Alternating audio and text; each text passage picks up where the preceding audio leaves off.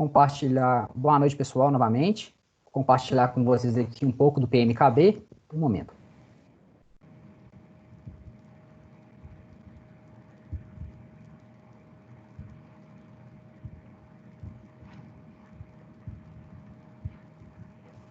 Vai dar...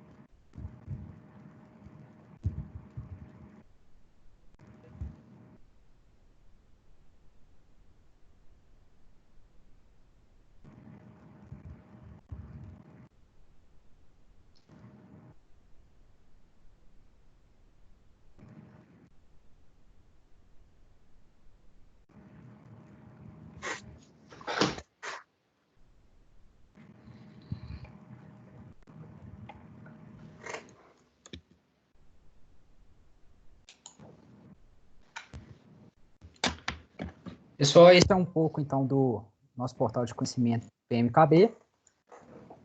Agora você pode compartilhar a tela com a gente, Renê? Beleza.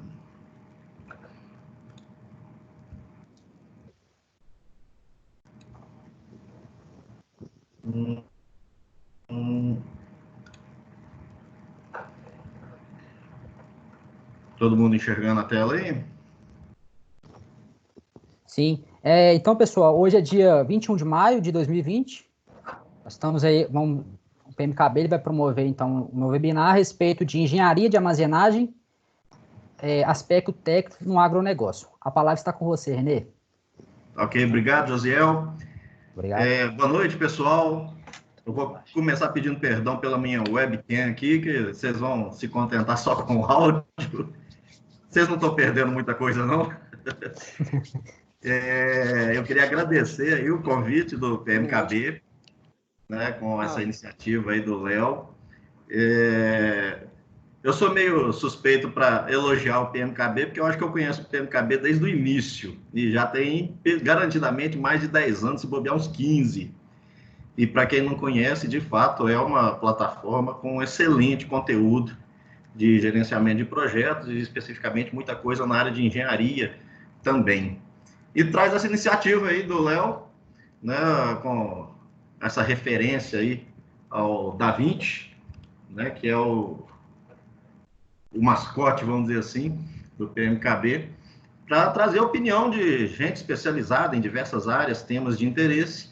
E hoje, como o Josiel falou aí, nós estamos com a engenharia de armazenagem, né? Então, a ideia hoje é a gente trazer dois especialistas para fazer a exposição para a gente, vamos dizer assim, da linha mestra sobre esse tema, e a gente vai interagindo com o pessoal.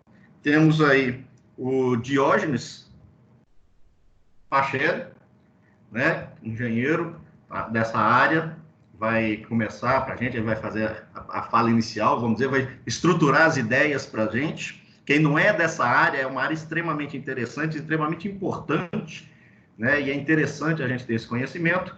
Na sequência, o próprio Josiel vai dar uma ideia para a gente também do aproveitamento de drones nesse tipo de trabalho. E, posteriormente, o Bruno Shiraiwa, ou Shiraiva, você me corrige, Bruno, na hora que você se apresentar, vai concluir para a gente com uma solução interessantíssima também. E, bom, eu proponho que a gente vá interagindo, vocês podem colocar as perguntas aí no chat, a gente vai colecionando as perguntas aqui, colocando elas no contexto na medida que a fala for se desenvolvendo. De minha parte, eu sou o René Ruggeri e estou aí no mercado de coordenação de projetos, gestão de projetos de engenharia há algumas décadas, né? Parece que muito, 25 anos no trecho, e a cada dia a gente aprende mais. Essa área especificamente, para mim, é uma bem-vinda novidade, porque eu estou atualmente no Mato Grosso do Sul. A gente costuma dizer que o Mato Grosso do Sul é o celeiro do país, né, e um importante celeiro do mundo, inclusive. Então, esse tema para nós é extremamente importante. O Brasil, de um modo geral, que é um dos maiores produtores do mundo, acredito eu, os dados podem comprovar isso. Bom, sem mais delongas, eu vou pedir ao Diógenes que se apresente, Diógenes, e faça a sua exposição. Na sequência, a gente fala com o Josiel e com o Bruno.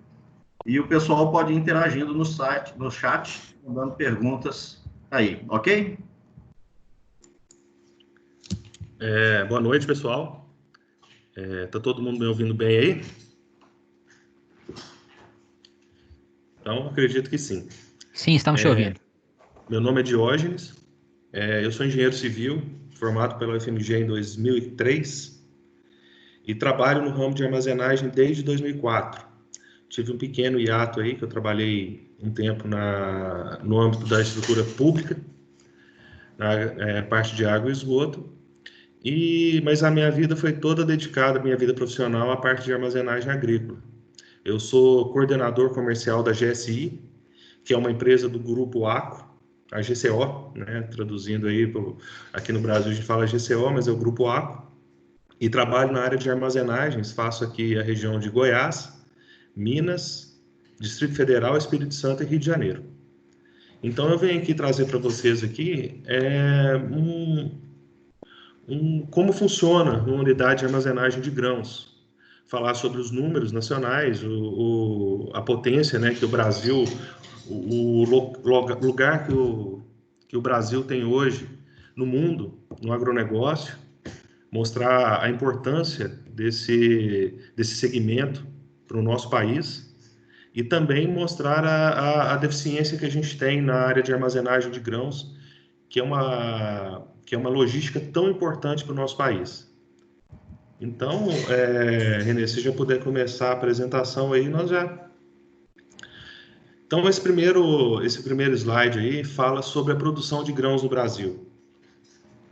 Hoje, a previsão nossa da safra 2021 é na ordem de 243 milhões de toneladas de grãos. O que significa isso? Que hoje nós já temos nós somos um dos principais players do mundo. E um dado interessante desse slide é que nós vemos aqui que nós dobramos a produção de grãos em 15 anos. Em 15 anos nós conseguimos dobrar a produção de grãos. E em pouco tempo a gente conseguiu aumentar em 25%. Então, se a gente pegar um paralelo aí de 1989 até hoje, nós aumentamos a nossa área em 57%, a área plantada. Em compensação, a nossa produção de grãos aumentou em 300%.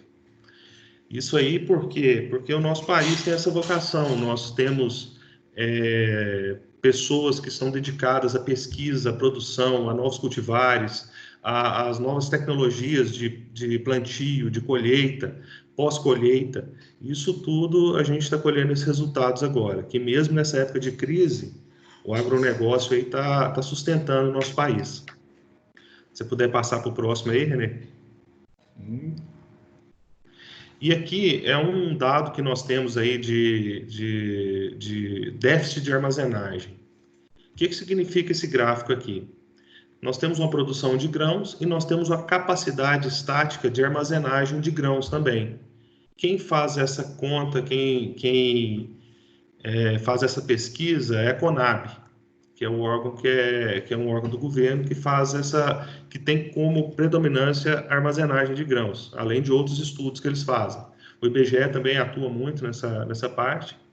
Então, o que a gente pode ver? Que a capacidade nossa de armazenagem, ela não conseguiu acompanhar a nossa produtividade, a produção de grãos. Então, desde 2000, a gente tem um enorme déficit de armazenagem. E por que acontece isso? Nós temos vários fatores, alguns logística, custo, cultura, tem inúmeros fatores que fazem isso. E o que acontece? Para o produtor, isso é muito ruim, porque ele tem que colher a soja, ou milho, ou qualquer grão que estiver colhendo, ou ele tem que vender na hora, ou ele tem que levar para alguém armazenar para ele, que gera custo, gera frete, encargos. Então, por isso que nessas épocas de safra, a gente passa perto das unidades aí cooperativas, unidades de secagem, a gente vê filas de caminhões. Por quê? Porque no nosso país, pode passar para o próximo aí, Renê. Pode dar mais um clique aí. A gente tem apenas 17,5% da armazenagem nas capacidades instaladas dentro das fazendas. Então, para a logística do país e para o produtor, esse não é um cenário muito bom, porque ele não tem onde guardar esse grão. Então, ele coloca na mão de terceiros e acontece esse problema logístico em todas as safras no Brasil, problemas nos portos, problemas nos armazéns. E a gente pode ver um comparativo aí com vários países, a gente está atrás de todos. Canadá, por exemplo, 80% da safra é armazenada dentro das fazendas. Nos Estados Unidos, 56%, e um número interessante, que nos Estados Unidos, mais de 80% das fazendas tem armazenagem nas fazendas também.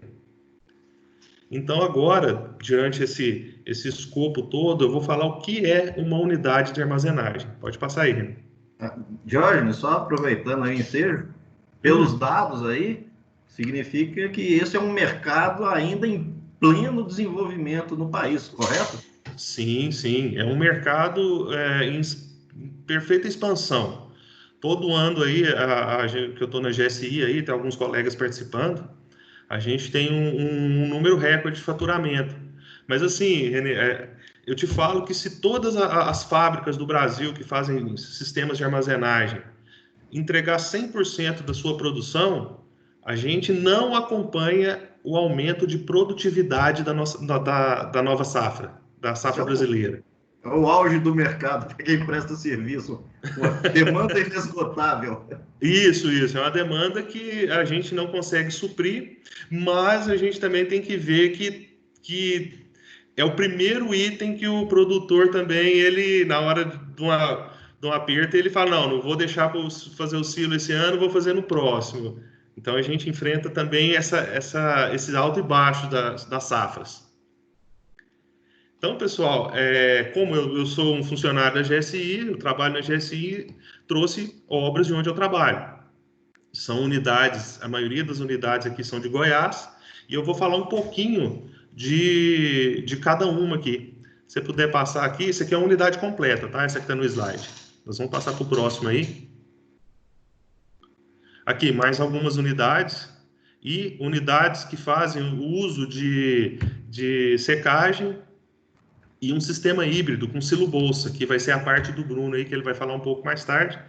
Ele tem o conhecimento técnico para falar. Pode passar aí, Renê.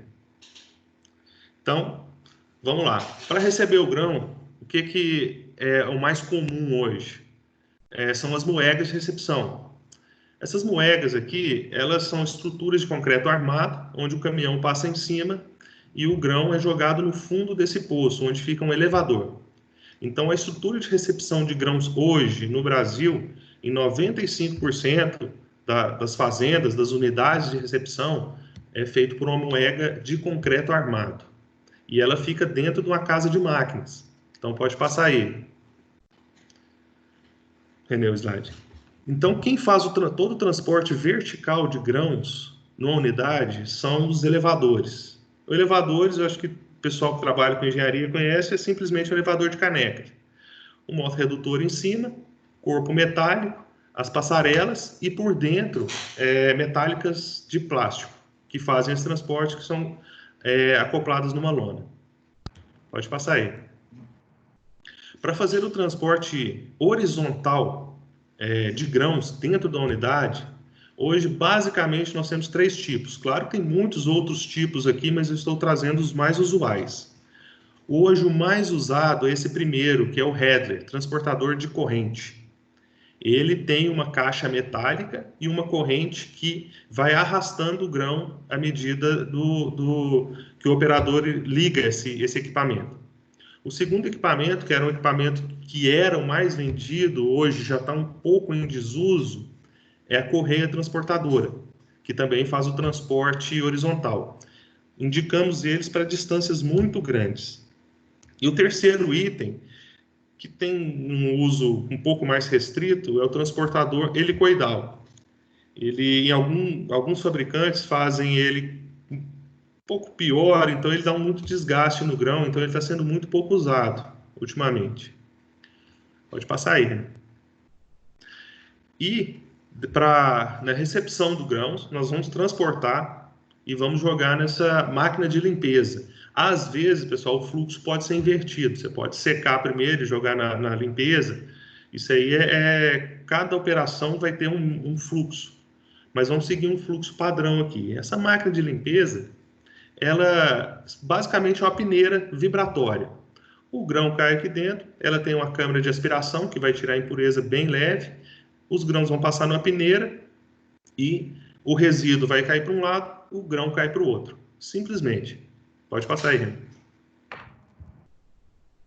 E esse aqui é o item mais complexo assim, do sistema de armazenagem, que é o secador de grãos.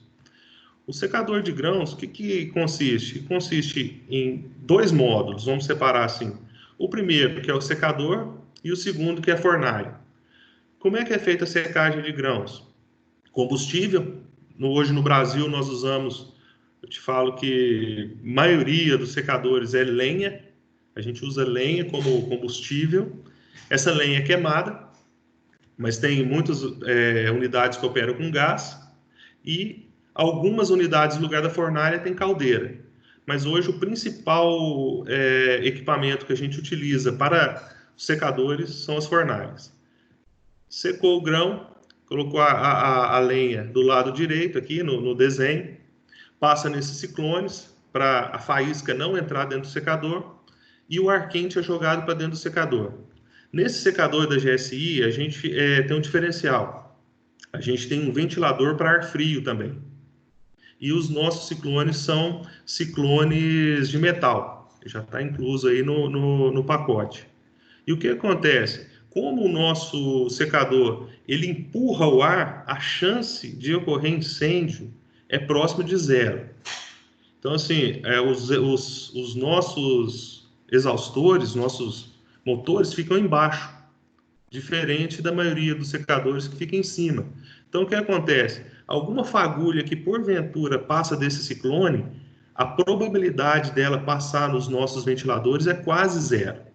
Mas não falo que é 0, o pessoal consegue pôr fogo ainda em secador. Mas a probabilidade de um secador GSI pegar fogo é mais difícil. Então, o ar quente faz essa secagem do grão aqui em cima, o grão cai lá em cima, vem caindo, chega aqui embaixo, ele é resfriado. Só que ele não sai na temperatura ambiente, ele vai sair aí uns 10 a 12 graus acima da temperatura ambiente. Então, por isso que a gente não pode pegar esse grão e jogar direto no silo bolsa, por exemplo. A gente tem que resfriar o grão antes de jogar no silo bolsa. E depois do secador, pode dar mais uma aí, Renê, é jogado no silo. Silo, nós temos inúmeros modelos de silo, que vai desde um silo pequenininho aí de 8 toneladas até um silo de 18 mil toneladas. Isso é um fato interessante, porque muita gente fala, eu quero um silo. Quanto que é um silo? Mas esquecemos que um silo tem que ficar em cima de algum lugar. Então, como é que é? Ele fica em cima de onde? De uma base. E hoje, o custo de uma base, a parte civil, é quase o preço de uma parte metálica do silo. Então, muita gente, às vezes, faz a composição de custo de uma unidade, só leva em conta a parte metálica, e esquece da construção civil, que é um item tão importante quanto os equipamentos. Então, assim, todo equipamento nosso vai em cima de uma base de construção civil. Então, por isso como todas as obras, é uma obra complexa, porque ela envolve civil, elétrica, mecânica, automação, sistema de armazenagem, sistema de pesagem, e por aí vai. Pode passar aí, né? Opa, só mais uma aí. Então, assim, pessoal, aqui não é um passo a passo, não é um roteiro, mas é o que a gente consegue fazer um estudo para dimensionar uma unidade para um produtor, uma trade, um cerealista. Então, a primeira coisa que a gente tem que fazer é entender a realidade do cliente, saber o que ele planta, o que ele colhe, qual a umidade que ele colhe, qual o produto que ele colhe, a velocidade das colheitadeiras que ele tem na fazenda. Diante disso, nós vamos elaborar um fluxo de recepção, um fluxo de secagem, um fluxo de limpeza e o tamanho da capacidade de armazenagem. Depois disso, nós elaboramos um layout. O layout ele é para fazer um orçamento. Depois, teoricamente, nós verificamos a infraestrutura na fazenda ou no local. Infelizmente, nós já tivemos vários negócios que foram perdidos, porque não tinha energia elétrica próximo da fazenda, até mesmo em beira de rodovia. A nossa infraestrutura de energia elétrica no Brasil, principalmente nos estados que a gente trabalha aqui, Goiás, Minas, a gente não consegue fornecer energia para essas unidades. Então, eu já vi muita gente desistir de projetos de armazenagem porque não tem infraestrutura. Então, a gente vai lá ver se tem infraestrutura de armazenagem, de rede elétrica. A gente tem que fazer uma previsão de expansão. Se o proprietário vai querer fazer um segundo fluxo, se ele vai receber 2 produtos ao mesmo tempo. Então, a gente tem que fazer um projeto modular. Escolher um local, fazer levantamento plano e altimétrico é muito importante para a gente elaborar um projeto. Fazer o fluxo de veículo, que a gente tem que prever o caminhão, onde que ele vai entrar, onde que ele vai sair, onde que ele vai pesar, onde que vai ser a expedição. Licenciamento ambiental, que hoje é muito difícil, dependendo do local. Em Goiás é mais tranquilo, eu falo que eu atuo aqui. E um item que eu já vi pessoal começar a fazer obra sem fazer sondagem. Aí vai fazer a obra, dá 2 metros, acha água. Aí, meu amigo, depois para corrigir isso aí, pessoal que é da engenharia aí, que os colegas sabem o tanto que é complicado a gente trabalhar quando tem água aí a 1, 2 metros, ainda mais que alguns poços, Moega, chegam de 8 até 12 metros de profundidade. E às vezes também o solo é muito ruim. Às vezes 100 metros para frente tem um solo bom. Então a sondagem, o pessoal esquece muito de fazer, de sugerir ao fazendeiro, porque o fazendeiro, ele é produtor, ele ganha dinheiro produzindo grãos, ele não é do ramo da engenharia, a maioria das vezes. E as grandes fazendas, as trades, têm equipe de engenharia. Agora, o pequeno, médio, até o grande produtor, ele não tem equipe. Então, a gente tem que orientar nisso aí. Pode passar. Oi? Deixa eu aproveitar. Pelo que você está explicando aí, eu estou entendendo assim, o mais comum nesse mercado, pelo menos para esses fazendeiros, essas fazendas de menor porte, é contratar direto a empresa que implanta o silo, que seria o caso de vocês. Esse mercado aparentemente, não tem o costume de ter escritórios de consultoria, escritórios de projetos, como tem, por exemplo, na construção civil, que o projetista é projetista, o construtor é construtor. Né? Esse mercado, ele ainda tem o construtor e o projetista, é a mesma empresa. Ou seja, não existe um estudo prévio, o cara já contrata e quer que implanta. Isso, é desse jeito, Renê. Pessoal, hoje o fluxo de contratação é o seguinte: todas as empresas fabricantes, pelo menos eu te falo, 90% delas, a gente fornece só os equipamentos. E a gente deixa a civil por conta do cliente. O cliente vai correr atrás da construtora, vai correr atrás do pessoal, e muitas das vezes nem a construtora que ele fecha, né? É o pessoal, tem um pedreiro aqui que conhece e tal. Então, às vezes eu já até citei um exemplo, esses dias atrás, que eu já fui no Tocantins numa obra que a empresa que eu trabalho estava fazendo o projeto de layout e o pessoal na obra já estava dobrando a ferragem. Então, assim, às vezes tem esses gaps aí que fica difícil para a gente mostrar para o cliente que precisa de um planejamento maior para fazer essas obras, né? Então, pode passar para o próximo aí, né? Se tiver alguma... Deixa eu aproveitar e botar a pergunta aqui do Thiago Mendes. Ele está perguntando como é que vocês estimam os recursos no projeto, que tipo de ferramenta vocês utilizam nesse projeto? Olha, como a empresa a GSI é fornecedora só de equipamentos de processamento e armazenagem de grãos, para nós é muito fácil. Nós temos um software que eu dimensiono lá, um secador de tamanho tal, uma máquina de limpeza de tamanho tal, e a gente tem uma lista de insumos, né? Aí vem parafuso, chapa, em cada componente disso ele vem completo. Para nós é muito fácil. A parte civil, nós não fornecemos. Então, assim, cada empresa que o cliente contratar vai fazer o seu estudo. Mas eu te falo que hoje, a maioria das construtoras que eu trabalho, se você falar num cronograma físico-financeiro, assusta o pessoal, viu?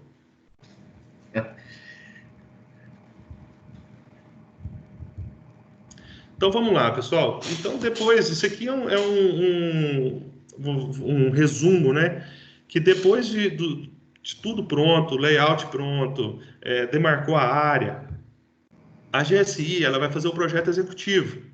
O que é um projeto executivo? O silo vai ficar aqui, a moega vai ficar lá, o secador vai estar aqui no meio. Aqui nós sugerimos uma casa de máquinas, onde a gente sugere que fica o quadro de comando, a gente sugere onde fica a balança. Então, a gente manda esse projeto para os clientes.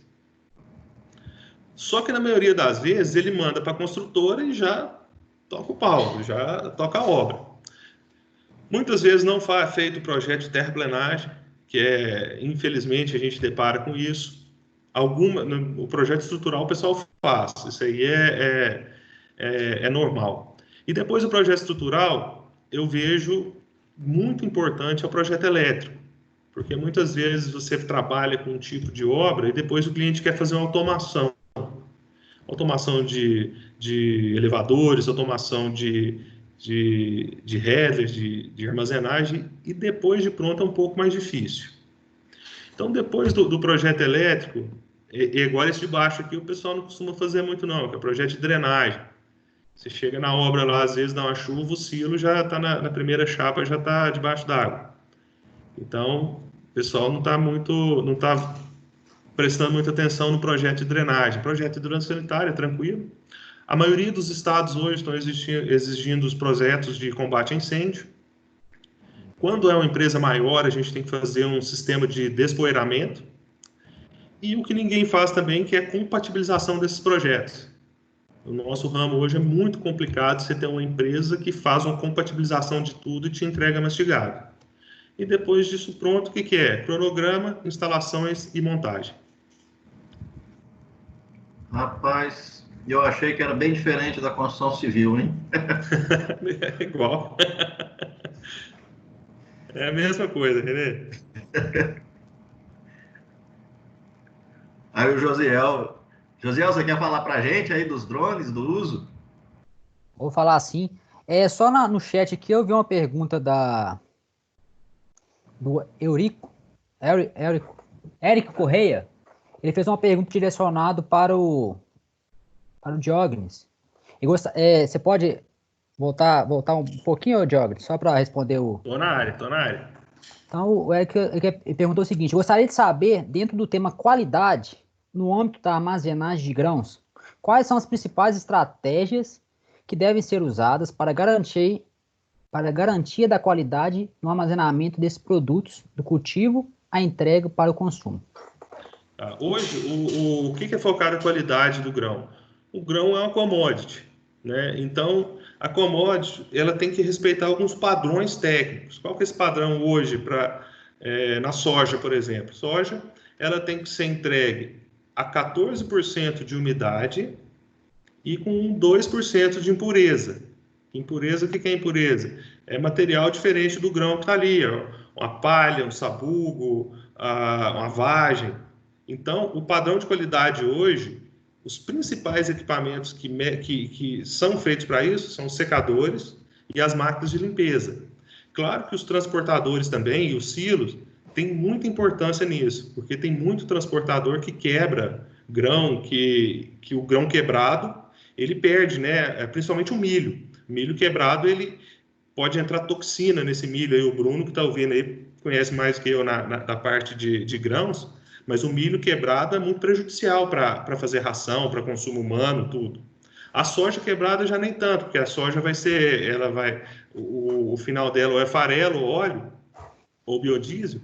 Então a soja ela não tem esse problema de quebra, mas não é bom você quebrar. E dentro do silo, como é que é feito o controle disso aí? Aeração e termometria. A termometria vai medir a temperatura do grão dentro do silo e, se precisar, tem que ligar o sistema de aeração.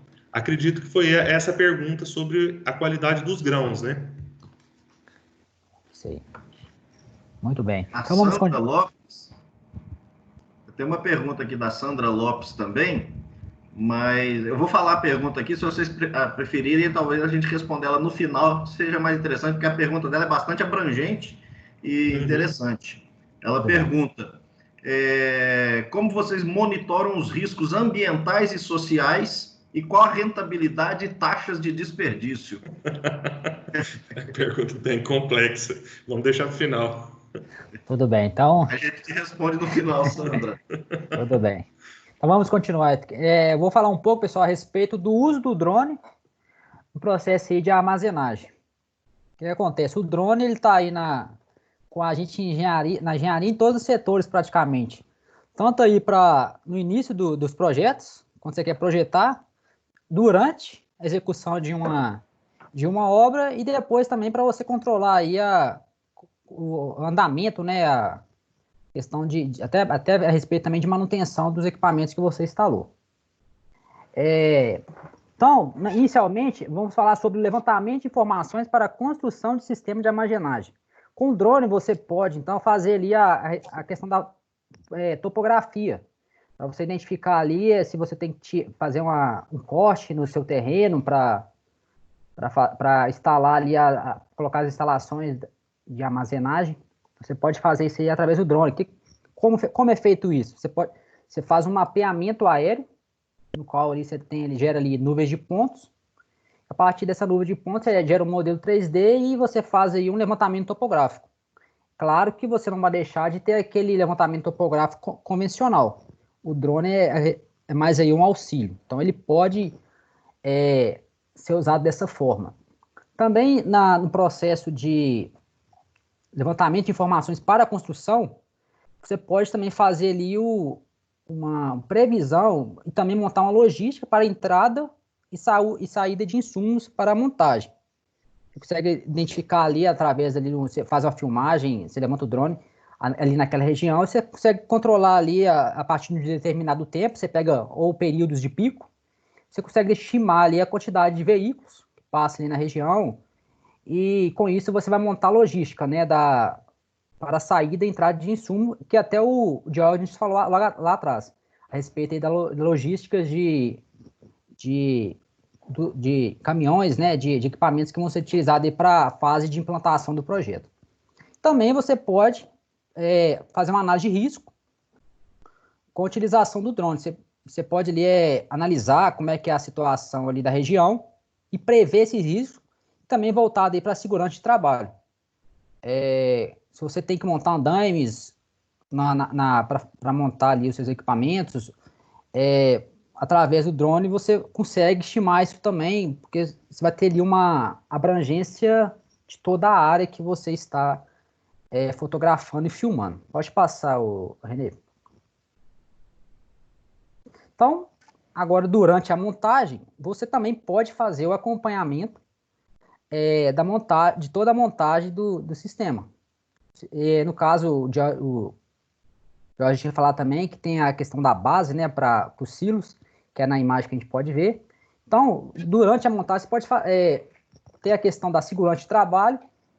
O engenheiro, ele pode, de um único local, ou a pessoa que está responsável, o gerente de projeto, de um local, ele pode monitorar todo o entorno ali da obra, que está sendo ali feito ali o sistema construído, né, o sistema de armazenagem, e fotografar e também fazer ali isso em vários tempos, em determinados pontos. Com isso, você vai ter ali um registro de avanço desse sistema, da montagem desse sistema. E você pode fazer aquela time-lapse, né, que é a respeito aí que você consegue acompanhar o desenvolvimento do trabalho. Com isso, você faz com o drone. Então, também com o uso do drone, você pode fazer ali uma modelagem da construção em 3D. Lá atrás, a gente fez lá o levantamento topográfico. Então, você tem ali um levantamento 3D, você pode também fazer simulações de como o seu silo, o seu sistema de armazenagem vai se comportar ali naquela determinada região. Pode passar, o Renê. E depois, você fez ali o planejamento, você fez a execução, você fez ali o controle, né, de todo esse procedimento de montagem. Então, seu equipamento então, ele já está em operação. Então, com drone também, ele pode ser aplicado para você fazer ali as manutenções em seus equipamentos, no caso, manutenções preditivas, né, no qual você consegue prever uma anomalia antes mesmo dela causar ali um problema no seu equipamento. Então, você consegue fazer inspeções visuais do seu equipamento. No caso, a gente pode identificar a incidência de animais em estrutura do sistema de armazenagem, verificação do sistema de armazenagem, que é um ponto crítico aí.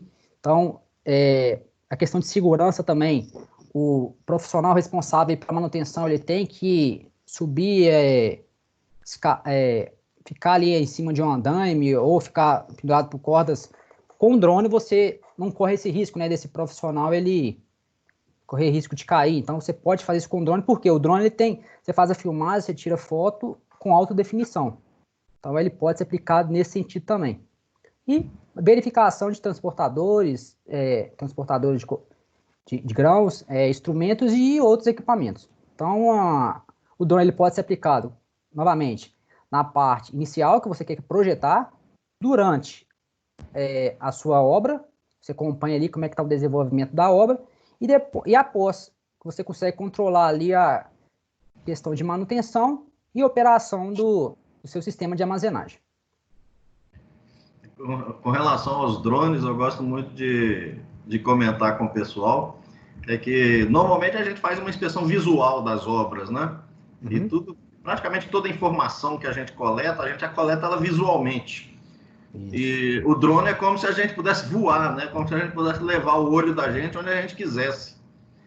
Então, dessa forma mesmo. A gente no chão não consegue ver muitas coisas que pelo drone a gente consegue enxergar. É um recurso, extraordinário sobretudo para obras grandes, né? Eu trabalho hoje com rodovias, por exemplo, você consegue percorrer quilômetros de rodovia num piscar de olhos. Isso mesmo. Às vezes o profissional, né, que está ali responsável pela questão na hora que você está fazendo a montagem, ele tira ali os EPIs de segurança, por exemplo, e o gestor não está lá perto. Então, quando ele leva o drone lá, ele pode controlar isso também, tá? Sabe? Essa questão de segurança dos seus colaboradores, é muito interessante também a aplicação do drone nesse sentido. Além de controlar... Tem uma pergunta do Fernando dos Santos, que, né, direcionada aí a todo mundo que quiser opinar aí. Ele pergunta como é construído o plano de qualidade para o serviço de construção civil e instalações elétricas. O plano em si envolve o planejamento, mas eu diria que o drone, na questão da inspeção, é uma ferramenta sem igual. Ele pode acompanhar, né? Ele consegue fazer as inspeções visual para mitigar aí problemas futuros, né? Diógenes, quer comentar alguma coisa? Bruno também? Olha, sobre o plano de qualidade em obras, como o nosso setor, a gente não faz as obras, cada construtora que o cliente vai contratar vai fazer o seu plano. Empresas maiores, igual Cargill, Bung, elas têm seus planos de qualidade para as obras deles, mas a maioria dos clientes fica a cargo de cada construtora fazer o seu plano. Aí só para registrar aqui para o Marcos Vinícius não achar que eu esqueci ele, está anotado aqui, Marcos, eu vou botar no final também. Ele pergunta se é comum nas unidades armazenadoras máquinas de pré-limpeza e limpeza. Mas eu acho que essa também no final, porque aí nós temos também o sistema que o Bruno vai apresentar, que pode ser que a gente possa comentar com base nele também. Vamos para frente? Vamos. Agora o Bruno Shiraiwa. É Shiraiva ou Shiraiwa? Shiraiwa. Shiraiwa, não é nenhum nem outro. Não, nenhum dos. Bom, boa noite a todos, eu agradeço pelo convite. É uma oportunidade boa para a gente tentar explanar um pouquinho sobre o Silo Bolsa para vocês. Eu vou fazer vou passar uma ideia meio geral eu acho que não é muito a praia de todo mundo aqui, eu imagino, né? Então eu vou dar uma ideia mais ampla de como funciona esse sistema do Silo Bolsa. Então vamos lá, só para a gente ter uma ideia de como começou, vou ser um pouco mais recente no botão lá atrás. Em 95, a gente teve um grupo de argentinos, que a IPESA por si é uma empresa argentina, né? Então essa tecnologia hoje aqui no Brasil veio importada da Argentina. Mas lá para eles começou no ano de 95, quando um grupo de produtores fez uma visita aos Estados Unidos e trouxe a tecnologia do Silo Bolsa, a princípio, para silagens, ou seja, para pecuária, não para agricultura. Então, eles utilizavam principalmente para silagem de grão úmido e de planta inteira. Em 99, por necessidade, eles acabaram um ano um pouco mais complicado, eles acabaram adotando o uso para o grão seco, sem muito estudo, mas no peito e na coragem, e se surpreenderam com a qualidade do produto armazenado. Então, a partir daí, eles começaram a desenvolver uma série de estudos e viram a viabilidade total do negócio. Em 2003, o Silo Bolsa chega no Brasil, através da IPESA também, e desde então, com um número irrisório de unidades vendidas, né, de Silo Bolsa, e com crescimento exponencial desde então. Eu não me apresentei muito bem no começo, mas só para fazer um gancho aqui, eu trabalho exclusivamente com Silo Bolsa há 12 anos na IPESA. Eu ajudei a fazer esse desenvolvimento, se eu não ajudei, pelo menos não atrapalhei tanto o desenvolvimento dessa tecnologia, a princípio Mato Grosso do Sul, Mato Grosso e Rondônia, e hoje mais centrado em Mato Grosso e Rondônia. Então, lá no princípio, quando a gente eu comecei há 12 anos atrás com o Silo Bolsa, a gente tinha uma venda muito pequena de números de silo. E a partir de então, pela necessidade que o processo todo se apresenta, a gente teve um crescimento exponencial. Esse ano a nossa expectativa é que a gente chegue a 55 mil unidades vendidas, o que pode parecer um número grande, mas quando a gente faz um comparativo, por exemplo, com a própria Argentina, que tem muito menos dificuldades de logística e armazenamento do que a gente, por questão de distância de porto, por questão de estradas, ferrovias, enfim. Ainda assim, eles têm um consumo hoje de 400 mil unidades na Argentina. Então, a gente vê o potencial de crescimento dessa tecnologia no Brasil, sendo que a gente tem uma produção maior, a gente tem portos aqui a 2.000 quilômetros de distância de um porto, a gente sabe que não tem nada de ferrovia, a nossa logística é extremamente deficitária, hidrovia, então nem se fala. Então, a gente vê o potencial de crescimento. Na verdade, hoje o Brasil deveria ter um número maior de uso de Silo Bolsa do que a Argentina. E está aí, como o René comentou anteriormente, com relação a potencial de negócio, está aí mais um que dentro do mesmo aspecto, mas que a gente pode ver o potencial de crescimento. Eu estou ficando impressionado com os números mesmo. É... Embora o Brasil seja um dos principais celeiros do mundo, né? Nós estamos vendo aí que a gente tem muito para crescer ainda nesse mercado. A gente costuma falar que da porteira para dentro, o produtor brasileiro dificilmente abatido pode ser comparado com qualquer um no mundo. Agora, da porteira para fora, aí o problema é maior. Então, a gente tem que tentar minimizar esses problemas da porteira para fora dentro dela. E um dos fatores é justamente a gente ter essas unidades de armazenamento nas fazendas, que foi aquele número que o Diógenes mostrou que é muito pequeno hoje ainda, né? Uhum. Mas o que vem a ser o silo-bolsa? Se você puder passar, por favor, Renê. O silo-bolsa nada mais é do que um tubo flexível de polietileno que permite o armazenamento do grão e silagem, mas a gente vai se focar aqui no grão hoje, de forma hermética, mantendo a mesma qualidade do produto no momento que ele foi ensacado, vamos falar assim, que ele foi embolsado. Essa questão, aqui é importante a gente salientar que é de uma forma hermética, eu vou explicar um pouco mais para frente, mas eu gostaria que vocês guardassem esse conceito aqui dessa conservação do produto. Pode passar, René? E vamos especificar um pouco mais o que é o silo-bolsa. Eu vou falar um pouco do silo-bolsa da empresa que eu trabalho, porque a gente tem vários fabricantes hoje. A empresa hoje deve ter em torno aí de 60%, acima de 60% a 70% do mercado de silo-bolsa. Nossa chegada desde 2003 aqui fez com que a gente continuasse desenvolvendo uma série de trabalhos e consolidasse um número muito bacana aqui. Então, o que vem a ser esse silo-bolsa da empresa? Esse tubo de polietileno ele é composto por 5 camadas, e mais importante do que o número de camadas, ou a questão do polietileno de baixa densidade, também são os aditivos químicos que são adicionados nesse polietileno, que são eles que vão proporcionar as características de resistência à ruptura, a ressecamento, a poder se deslizar, as dobras, eu vou mostrar um pouco depois o porquê disso. Então, é muito importante que a gente leve em consideração esses dois fatores aí, a qualidade do produto e o processo de fabricação, tá? Mais do que outros que vou falar para o final. E de que forma são postas essas camadas? A parte interna é preta, para que ela garanta opacidade à bolsa, que ela não tenha problemas com a luz solar. Então, dessa forma, ela mantém o brilho e a coloração do grão. Que muitos produtos, por exemplo, um feijão, ele é muito avaliado pelo aspecto visual. Enquanto outros a gente cai mais numa commodity mais comum aí, mas alguns produtos têm um diferencial pelo seu aspecto visual. Então, a importância dessa camada preta. E as externas brancas, para a gente poder ter, elas são responsáveis pela resistência mecânica, realmente a pressão desse grão que exerce dentro do silo-bolsa, e também para proteger contra os raios solares, né? Raios ultravioleta, por essa coloração, para que se diminua a temperatura também.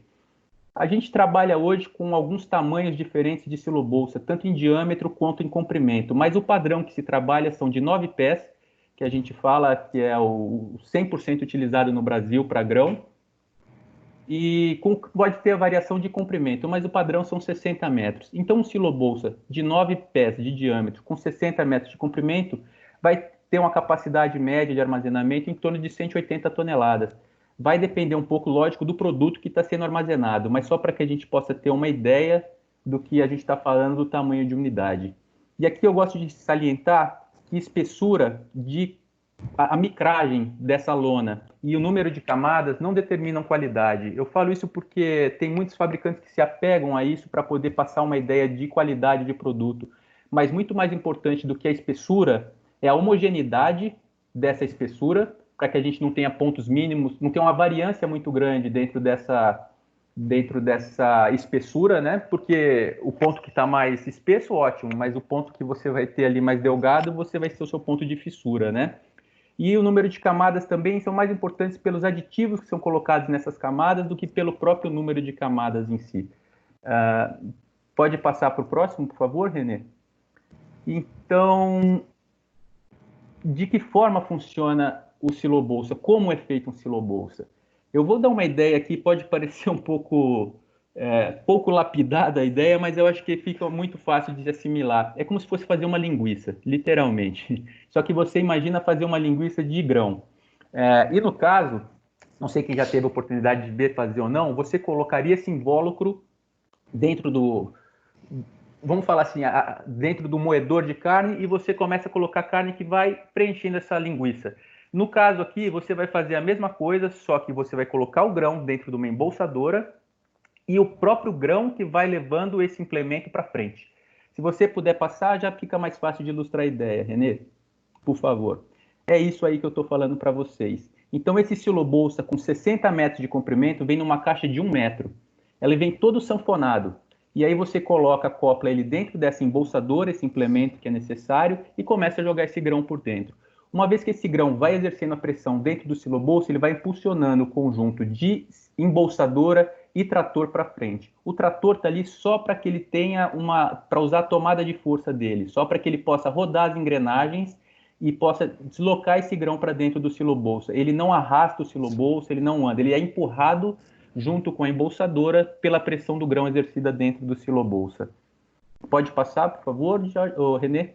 E aí você vai preenchendo esse silobolsa todo com o grão até chegar ao final, que tem uma indicação, e você faz o lacre desse silobolsa.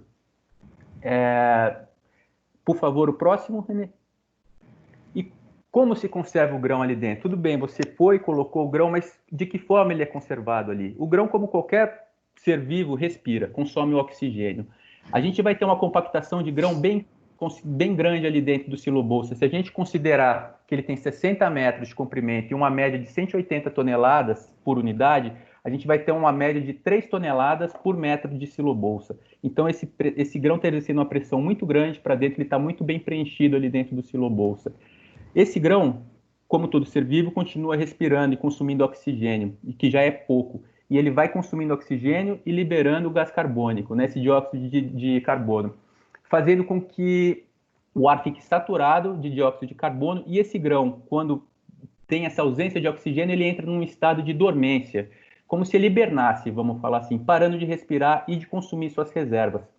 É importante, a gente sabe que, um monte de engenheiro não existe energia grátis, então, para que ele respire, ele está consumindo sua reserva. Uma vez que ele para de respirar, ele para de consumir suas reservas também, e ele é o que a gente chama de ausência de quebra técnica.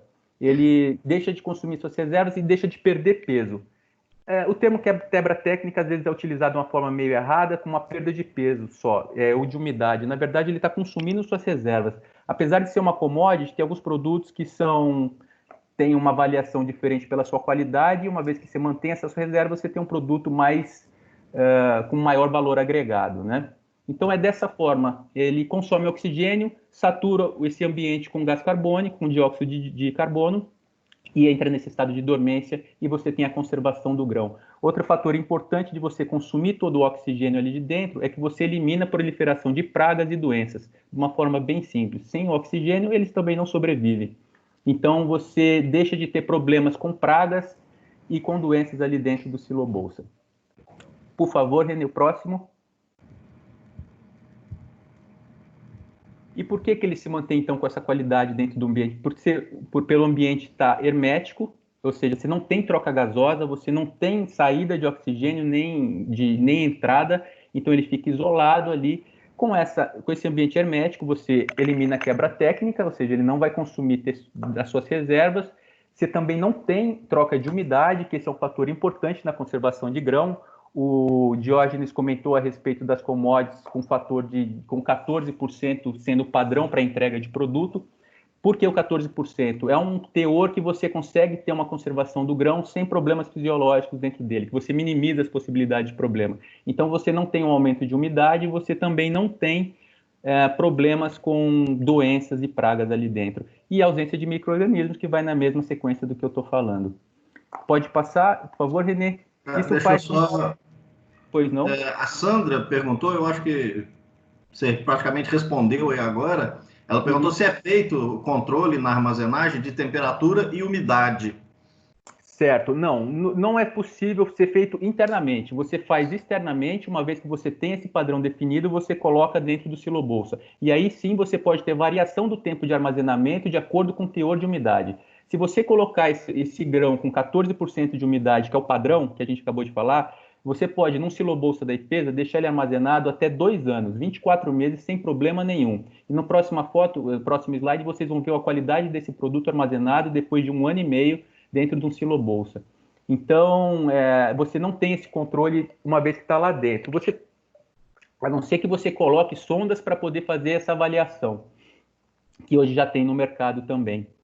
Essa é uma foto de um milho armazenado 1 ano e meio. Ele está exatamente com o mesmo aspecto visual do milho do dia que ele foi colhido. Ele foi colocado dentro dos padrões necessários, com 14% de umidade, dentro do fator de avariados, enfim, como as exigências todas. E isso aí é o resultado que você tem com 1 ano e meio de armazenamento do produto dentro de um silo-bolsa. Pode passar, por favor, Renê? E aqui, quais seriam as vantagens? O porquê, então, de se utilizar um silo-bolsa? Ele tem um baixíssimo custo de implantação e manutenção em comparação com praticamente todos os implementos que são utilizados hoje numa propriedade rural. Para a gente ter uma ideia de custos hoje, uma colhedeira a gente vai ter um custo hoje acima de 1,5 milhão e uma embolsadora para silo-bolsa custa R$35 mil. E pode trazer uma série de benefícios. Então, é um custo muito baixo de implantação. E a manutenção, então, uma vez que o silo-bolsa é confeccionado, você não tem que fazer mais nada, a não ser uma vistoria temporária, passar para ver se ele está intacto, se não teve nenhum tipo de avaria, para você fazer qualquer tipo de ação, de conserto nessa avaria. Mas é muito baixo, realmente, a manutenção. Você tem um aumento imediato na capacidade de armazenamento. O Jorge falou também das unidades híbridas, né? Muitas vezes a gente já tem fazendas que usam silos. No começo até a nossa ideia era assim, não, aquele fazendeiro já tem silo na fazenda, eu não vou usar, não vou falar com ele sobre o silo-bolsa, vou visitar outro. Na verdade, é justamente o contrário. A gente viu que quem já utiliza, já tem a ideia, a cultura de armazenamento, ele é o primeiro a adotar o silo-bolsa, porque ele já sabe o quanto ganha, o quanto ele deixa de ganhar se ele entrega esse produto na mão de terceiros, né? Que normalmente são essas tradings. Cargill, Bunge, ADM, enfim, todas elas. Que ficam, não à toa, são das empresas mais ricas do mundo, que estão com um filão ali muito bom de negócio, né? Esse filão começa a passar um pouco, esse poder de decisão começa a passar um pouco para a mão do produtor também, uma vez que ele pode armazenar esse produto dentro da sua própria fazenda, indiferente se seja com silo-bolsa, se seja com um silo metálico, enfim, da forma que seja, né? Ele melhora a logística da colheita. Só fazer uma observação aqui, eu vou passar um pouco rápido nessas vantagens aqui, uma a uma, mas depois eu vou me pegar algumas e me detalhar um pouco mais, tá bom? Ele melhora a logística da colheita, você não precisa parar a colheita por falta de caminhão ou porque você teve um problema na estrada e não consegue escoar a sua produção, você pode colocar isso aí dentro de um silo-bolsa, uma vez que você tem o seu problema solucionado, você faz a extração, já que ele tem um custo muito baixo, e você pode retirar e definir o que vai fazer com esse grão. Fácil operação, a gente sabe que hoje um dos grandes limitantes para a gente poder crescer é a mão de obra, então a gente tem que ter operações dinâmicas e fáceis de se operar.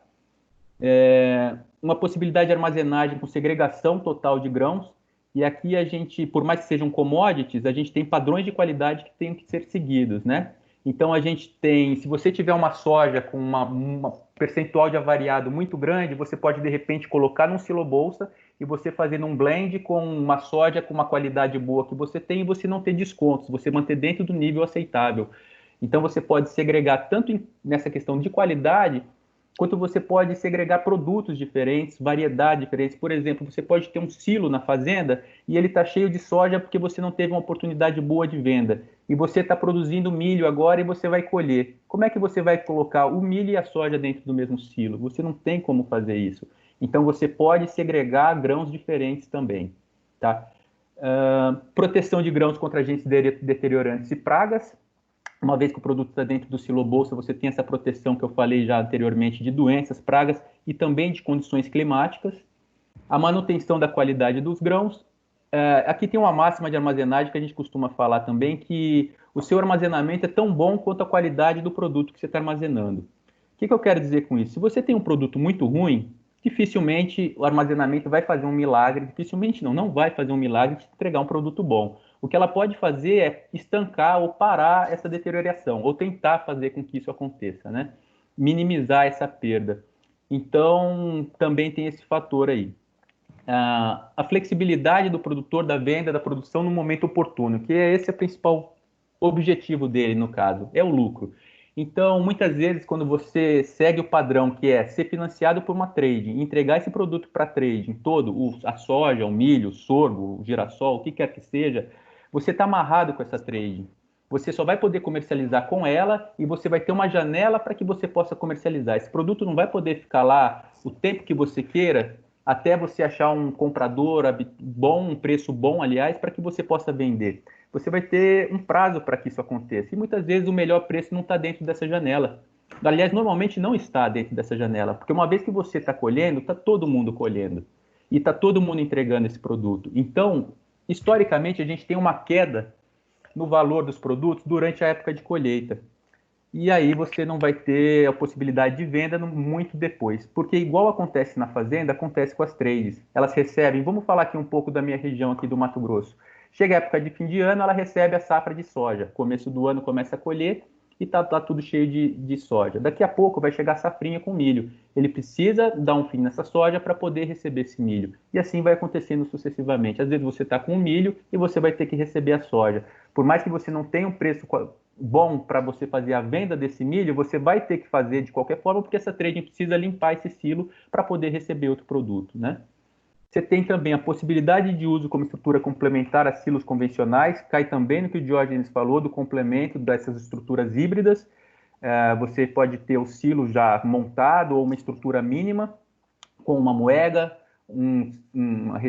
para recepção, né, um secador, um silo pulmão. E o caro da estrutura, que ele comentou muito a respeito da parte civil, você pode eliminar, você pode padronizar esse produto e depois você armazenar no silo-bolsa. E você também tem aqui a eliminação de espaços ociosos em silos convencionais. Imagina a mesma situação, você com uma capacidade, um silo metálico, com capacidade para 100 mil sacas, e você está lá com 10 mil sacas de soja, e está chegando a sua safrinha. Você não vai dispensar 10 mil sacas de soja ou vender, de repente, por um preço irrisório. O que você vai fazer? Você também não vai deixar as outras 90 mil sacas de capacidade ociosas para segurar só esses 10 mil sacas de soja. Você tira esse produto, coloca dentro do silo-bolsa e libera a sua unidade para poder receber esse novo tipo de grão, né? Pode passar, por favor, Renê. Eu vou falar um pouco agora mais sobre cada uma dessas vantagens que foram mencionadas aqui. Deixa eu só te passar uma pergunta do Roberto Fontes Araújo. Pois não. Ele pergunta se você tem alguma experiência com armazenamento de sementes. E se tiver, se você consegue fazer um comparativo entre armazenar sementes e armazenar grãos. Perfeito. A gente tem na nossa carteira de clientes bastante sementeiros, que a gente chama. E a semente é um produto muito mais delicado, mas também serve para armazenamento sem problema nenhum de sementes. Só que na questão da semente, a gente tem uma particularidade. Eles utilizam muito mais para uma segregação do que para um armazenamento, até porque a semente não fica muito tempo armazenada, né? Então, ela já porque ela começa a perder seu teor de vigor, de germinação, então ela tem que ser produzida e logo ir para o campo. Mas o gargalo deles, normalmente, são as UBS, a Unidade de Beneficiamento de Semente. Ele não pode ter misturas varietais, então ele vem com uma unidade, ele colhe essa semente no campo e coloca no silo-bolsa. Faz as avaliações para ver se esse produto está dentro dos critérios de qualidade necessários. Uma vez que ele dá ok para isso, ele entra dentro dessa unidade de beneficiamento, faz todo esse processo e muitas vezes até volta para um outro silo-bolsa. E aí ele libera novamente essa unidade, faz toda a limpeza para não ter essa mistura varietal e vem com outra unidade, com outra variedade, por exemplo. Então a gente tem sim bastante experiência com sementeiros na Bahia, em Goiás, que usam o silo-bolsa de uma forma tanto para segregação, aliás, muito mais para segregação do que para o armazenamento em si.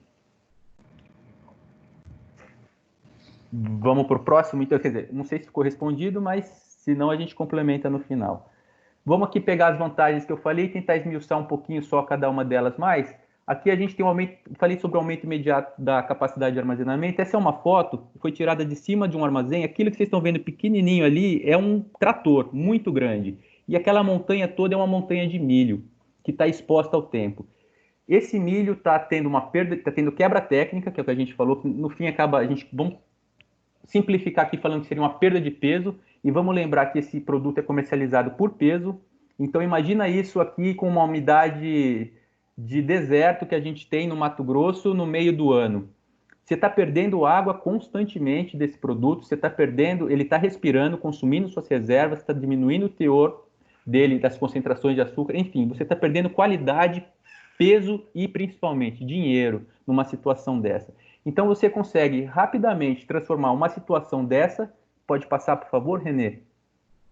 Nessa outra que a gente está te mostrando. Na direita, a gente não vê mais essa montanha de milho. O cara colocou todo o excedente de produção dele dentro de silo-bolsa. Vocês podem observar que ele tem uma unidade de armazenamento grande, ainda assim incapaz de armazenar todo o que ele precisa.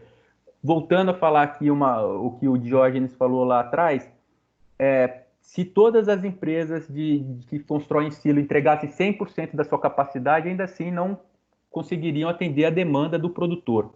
Então, o silo-bolsa entra como uma ferramenta extremamente eficaz nesse sentido. E na esquerda, a gente tem ali a velocidade com que é feito. Se vocês observarem lá atrás, está sendo levantado mais uma unidade de silo, né, metálico. Mas enquanto não levanta e ele não tem a possibilidade de usar, ele também utiliza o silo-bolsa. Não quer dizer também que uma vez que esse silo esteja construído, ele vai deixar de usar o silo-bolsa. Mas você pode usar de forma muito mais rápida do que esperar a construção desse silo vertical, no caso aqui. Pode passar, por favor. Renê. Vamos falar agora um pouco da logística da colheita que eu falei que ele melhora. Hoje o produtor ele está extremamente garantido em cima do seu maquinário agrícola. Eu te falo que o produtor brasileiro tem máquina suficiente para colher a sua produção. Aqui a gente tem uma foto de uma das fazendas aqui no Mato Grosso. Cada colhedeira dessa aqui custa acima de 1,5 milhão, tá? A gente tem mais de 10 aqui, com certeza, enfileiradas. E isso não é, lógico, é um grupo grande, mas isso não é raridade de se ver aqui, não. Então você imagina todas essas máquinas de 1,5 milhão colhendo ao mesmo tempo o trabalho que elas não conseguem exercer e de repente paradas, esse capital todo parado, porque está te faltando um caminhão para você poder descarregar essa produção, porque o caminhão está parado numa fila de unidade armazenadora. Não faz sentido. Sem falar que a gente está tratando de fatores bióticos, né? Uma vez que essa soja, que esse milho, que esse sorgo, ele entra no seu ponto de maturação e precisa ser colhido, ele tem que ser tirado do campo. Até porque, vamos falar um pouco aqui da colheita da soja, da safra, que acaba sendo o produto mais rentável, que mais nos traz divisas, ela é colhida numa época chuvosa. Então, quando você tem janelas para colher, você tem que aproveitar, porque você não sabe se amanhã você vai ter sol para poder colher de novo. Então, por isso dessa quantidade de máquinas todas, né? Então, você imagina esse monte de colhedeira precisando descarregar e não tendo onde.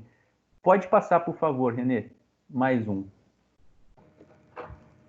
Então, aqui a gente tem um tipo de solução que a gente pode ter. Uma vez que você tem um problema, sei lá, que nem eu falei, caiu uma ponte, estragou uma estrada. À direita, a gente tem a foto das filas de caminhão que são comuns de acontecerem aqui no Mato Grosso. A de baixo é em Paranaguá, no Porto de Paranaguá também. Então, tanto nas unidades aqui como lá.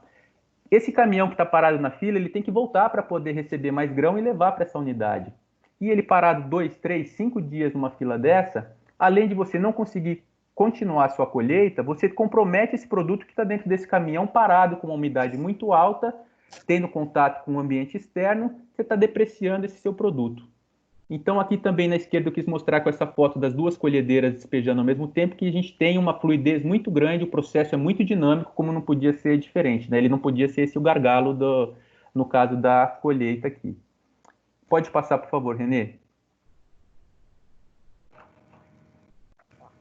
Com relação à segregação de grãos, eu já falei um pouco mais lá, não vou me prender muito, mas aqui a gente tem uma variedade de produtos que são armazenados em silo-bolsa sem problema nenhum. Então imagina você com uma soja e você vai plantar um girassol e um feijão. Você não tem como segregar isso dentro de um silo convencional. E muitas vezes você não vai plantar isso todo ano, você não vai ter uma produção grande disso, é esporádico, uma oportunidade que você tem. Como você segrega? Dentro de um silo-bolsa. E a mesma coisa dentro da qualidade diferente dentro de cada um desses produtos aqui. Pode passar, por favor, Renê? Falando um pouquinho só com relação à proteção contra agentes deteriorantes, aqui eu quis pegar um fator climático, né? Isso aqui, inclusive, é de um cliente grande que utiliza e tem os implementos para o silo-bolsa, mas ele cismou que não ia ter problema e que não ia usar aquele ano o silo-bolsa. E colocou e despejou esse milho todo para fora. Porque na época do milho safrinha colhido aqui no meio, aqui no centro-oeste, vamos falar, é uma época de seca. Então dificilmente a gente tem chuva, mas ocorrem. E ele apostou que não ia ter a chuva e infelizmente teve. Ali ele teve uma perda que ele pagaria silobolsas por 5 anos, no mínimo, só com tanto que ele teve de perda por querer arriscar um custo tão baixo, tá? E, por favor, pode passar, Renê. Falando agora da possibilidade de uso como estrutura complementar, aqui a gente vê, são 2 unidades grandes de recebimento. À esquerda a gente vê a quantidade de silobolsas que ele utiliza de acordo com a sua necessidade, se um ano ele vai receber mais produto de seus clientes, ou se o próprio fazendeiro vai precisar aumentar sua produção, ele utiliza mais silobolsa. Se ele vai diminuir ou vai receber menos produto, ele faz menos silobolsa. Ele não tem um custo, ele não tem esse capital imobilizado desnecessariamente. E aí você tem a despesa, tem o custo do capital, o custo de oportunidade, enfim, colocado isso tudo nas contas, o uso do silobolsa se torna extremamente viável. E à direita, acho que ficou pequena a foto, mas lá no fundo a gente tem uma unidade grande de beneficiamento também de girassol. Isso aqui é em Campo Novo dos Parecis. E se vocês verem a quantidade de silobolsa que tem em volta, é de se impressionar. Cada silobolsa desse, ele tem um tamanho maior, no caso tem 75 metros de comprimento, cada unidade dessa. Então acho que dá para dimensionar um pouco o tamanho do uso, né? E porque ele pode ser flexível, tanto para trades, a gente tem clientes como Cargill, Bunge, ADM, Dreyfus, enfim, como produtores de 200 hectares que utilizam também o silobolsa e entenderam a importância do ganho que ele tem em armazenar esse produto. Então tá, uma vez que ele fez todo esse uso, ele armazenou para quê? Para ter mais lucro. Então você tem autonomia de venda no momento oportuno. O produto está na sua mão, está na sua fazenda, sem falar o risco que você deixa de ter. Eu estava conversando com o pessoal de Roraima esses dias, que eles estão precisando de silobolsa lá, porque, entre outros fatores, além da falta de capacidade, ano passado todo mundo entregou a soja para uma cooperativa, e essa cooperativa anoiteceu com o produto lá dentro e amanheceu sem. O produto sumiu, os donos sumiram e não pagaram ninguém.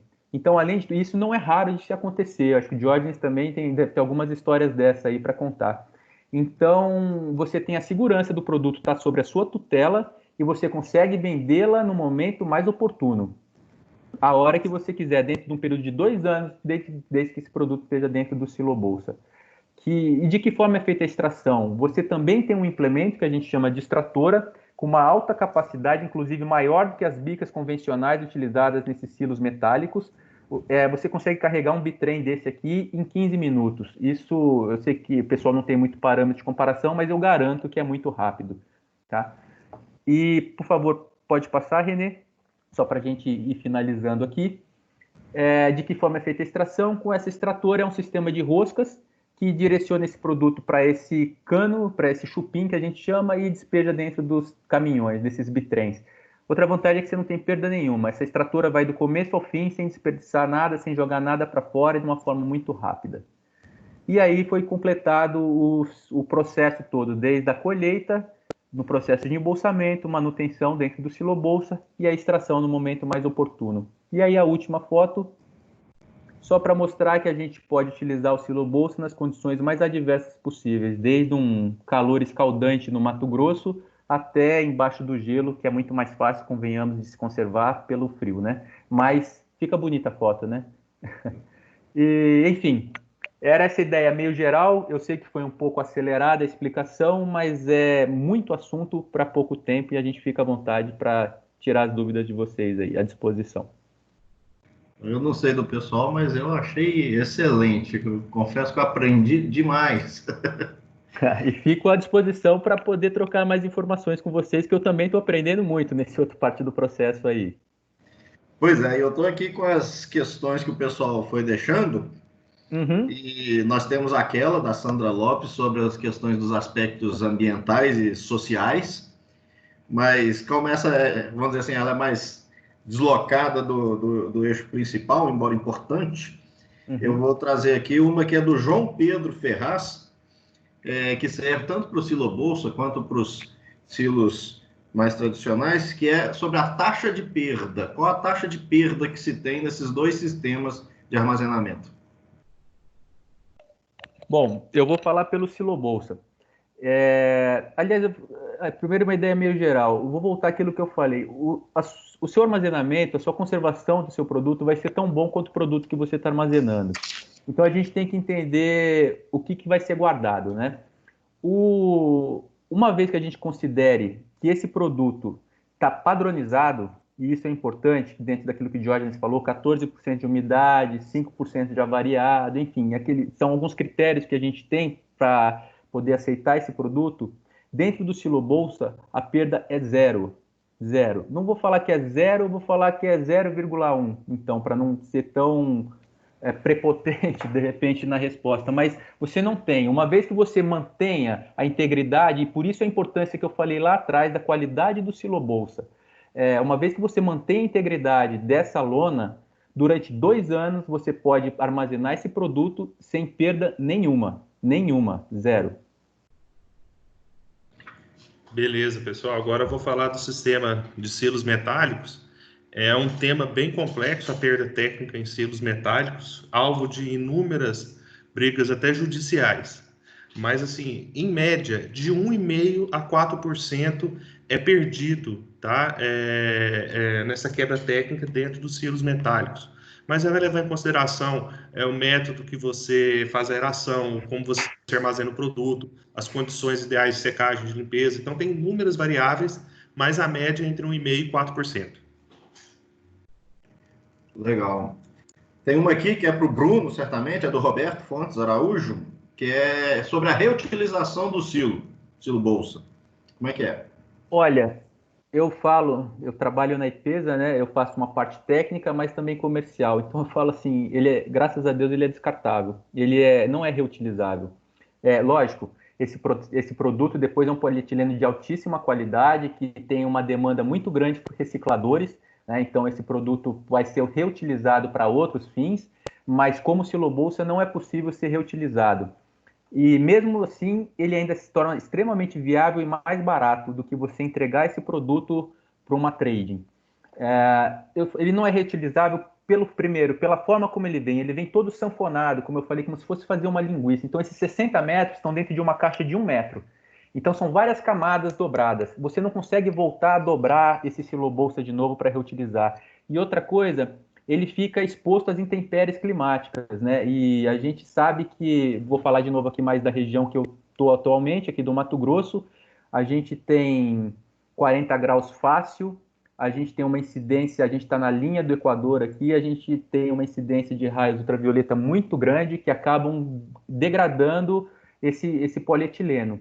E assim ele tem uma durabilidade de 2 anos a campo, né? É uma garantia de 2 anos. Mas uma vez utilizado, ele não é reaproveitado como Silo Bolsa. Ok. Eu tenho uma questão minha aqui, na verdade, uma impressão que eu tenho e gostaria da opinião de vocês. Tanto pela exposição do Diógenes quanto pela do Bruno, o que para mim ficou bem latente assim, é um link muito forte entre o processo de negócio do produtor e a solução de engenharia de armazenamento que tem que ser dada para ele. Porque ela pode ser um silo convencional, ela pode ser silo bolsa, ela pode ser um híbrido dos dois, e ela depende de um planejamento do processo de produção dele. Estou correto? Corretíssimo. Perfeito. Realmente, ele vai ter que dimensionar de acordo com sua capacidade, né? Ele vai ter que saber o que ele vai plantar, o que ele vai colher, e ele vai acompanhando isso ano após ano para ele poder fazer esses cálculos do que vai ser utilizado, né? Ô, Renê, você é engenheiro civil, não é? Sim. Na teoria, a gente tem que fazer isso aí. Sabe como é que funciona na prática?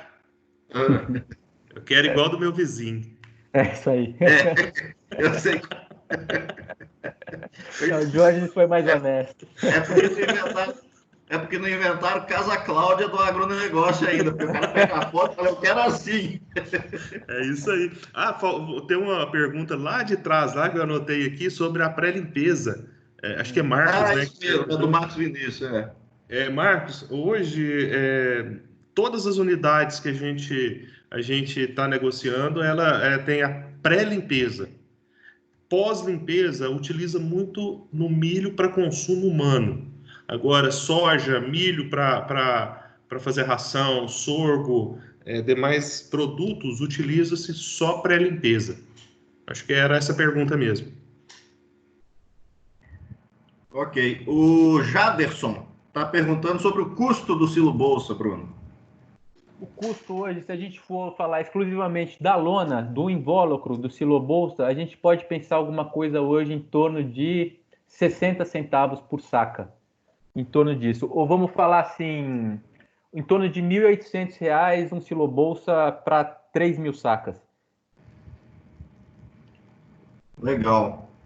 Eu vou passar agora outra pergunta do Roberto Fontes Araújo, porque a Sandra ela botou mais uma aqui.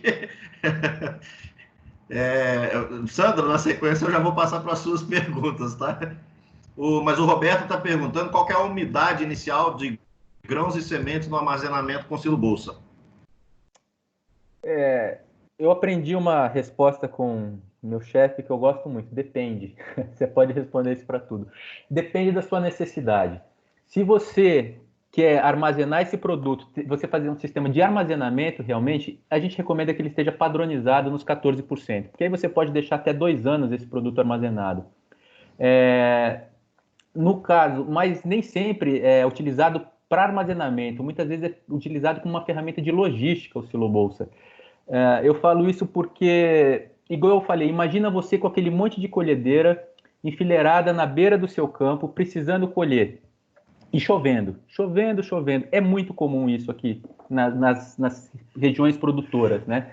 E uma hora que a partir do momento que você libera, você tem o sol, você consegue entrar com essa colhedeira para colher, ela não vai estar no teor ideal de 14%. E muitas vezes você nem vai ter tempo o seu gargalo vai ser o seu secador, você não vai conseguir beneficiar todo esse grão nesse seu secador, nessa sua moega, você não tem como fazer isso. Você consegue colher, mas e daí? Então, para que você não corra o risco de amanhã voltar a chover de novo e você não conseguir colher essa soja, por exemplo, você entra com a colhedeira e você coloca com a umidade que for dentro do silo bolsa. Se você conseguiu colher, você pode pôr dentro do silo bolsa. Mas aí, com essa umidade muito alta, o tempo de armazenamento vai ser inverso à umidade. Então, se você tem uma umidade muito alta, o seu tempo de armazenamento vai ser muito pequeno.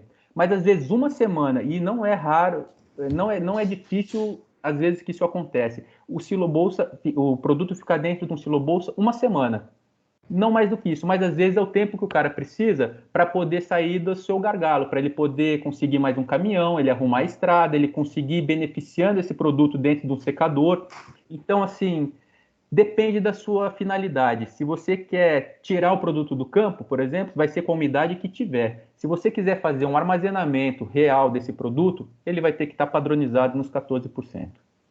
É isso aí. E nós temos exemplos também aqui de variação de preço. Em Minas acontece, eu já vi muitas vezes naquela região de Unai, o pessoal planta milho na safra de verão, e a hora que o milho está lá com 26%, 27% de umidade, o preço vai lá em cima. Se o cara tiver um secador ali, ele já seca e vende. Perfeito. Né? Então vai depender, a resposta depende de tudo, depende de clima, preço. O Bruno respondeu muito bem aí. Bom, uma rapidinha e já vou soltar uma da Sandra. O João Pedro Ferraz está perguntando se o silo bolsa, depois de aberto, ele tem que ser todo extraído ou você tem como lacrar de novo? Tem sim. Você pode fazer a retirada da quantidade que você precisa, tanto na silagem quanto no grão, tá? E depois você voltar a fazer o fechamento e esse grão vai voltar a respirar esse oxigênio que entrou ali dentro e vai manter a conservação do grão novamente. Não tem que ser retirado 100% do produto, não. Legal. Agora vamos para a pergunta da Sandra. Ela falou sobre os aspectos sociais, né?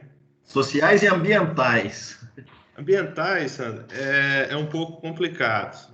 Toda obra de armazenagem é exigido um licenciamento ambiental.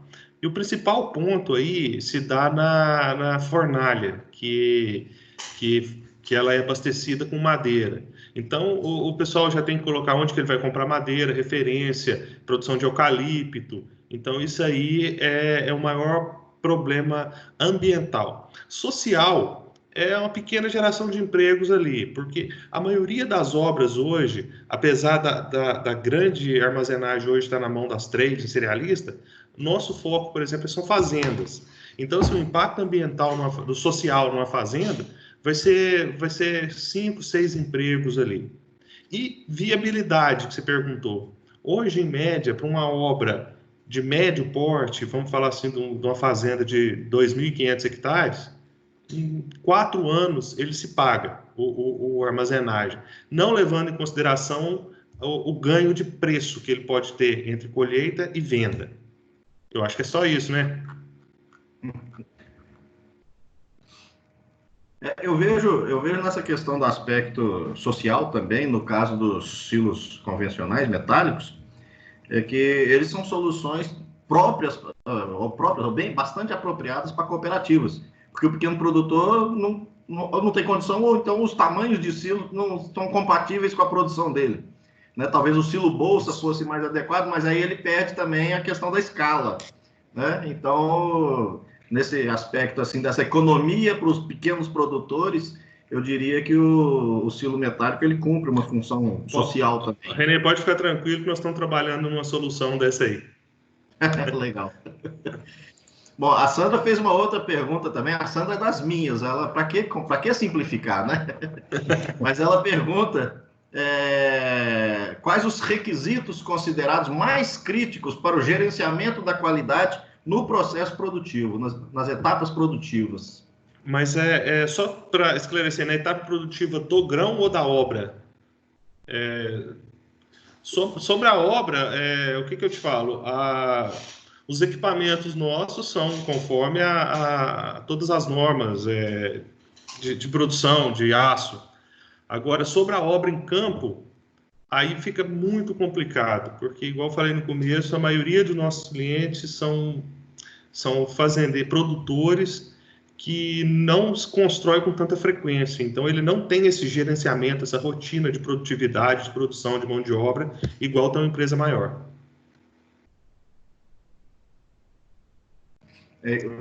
E, de fato, o gerenciamento de qualidade é um problema crítico em qualquer área de construção, qualquer área da engenharia, né? Nessas áreas que estão ainda iniciando em processo, estão em processo inicial de desenvolvimento ainda, e os números mostram que o agronegócio tem muito a desenvolver ainda, né? Então, de fato, o planejamento da qualidade, ele cresce junto com o potencial do mercado, né? O mercado está engatinhando, o gerenciamento da qualidade também está engatinhando. À medida que a coisa evolui e vai industrializando, né? Porque o controle de qualidade é da indústria, normalmente. Se o pessoal não tem visão industrial, normalmente eles não vão ter essa visão de plano de qualidade, né? De planejamento de qualidade. E igual o Bruno falou, dentro da fazenda, agora o controle de qualidade é muito rigoroso, com colhedeira, com... O pessoal brasileiro, a gente tem que tirar o chapéu. Da produção agrícola mesmo, Isso, né? Da produção agrícola, a parte de plantio, a parte de colheita. Isso, o pessoal, a gente tem muito orgulho do produtor brasileiro aí, que essa parte de qualidade, de semente, a gente está assim, anos-luz na frente de muitos países aí. Eu vejo na questão da produção agrícola, como você tem, os quantitativos são muito grandes, qualquer centavo no custo unitário faz diferença. E para você conseguir ter esse nível de controle de centavo, você tem que ter um controle de qualidade muito rigoroso. Então, com certeza, na produção agrícola, o controle de qualidade deve ser top. Mas na construção, aí a gente cai no nosso mercado de construção civil, que a gente sabe como é. Isso aí, é isso aí. O Brasil não está indo tão bem no agro à toa, não. O produtor realmente brasileiro, no geral, chegar do sul ao nordeste, ele é de se tirar o chapéu realmente. A gente tem que reconhecer que da porteira para dentro, pelo menos, ele é quase que imbatível, vamos falar assim. O problema se dá da porteira para fora, mas isso aí são outros 500. Vamos ver aqui se nós temos mais alguma coisa. Eu não sei se a gente atendeu aí as dúvidas da Sandra, pelo menos a gente deu alguma luz para ela.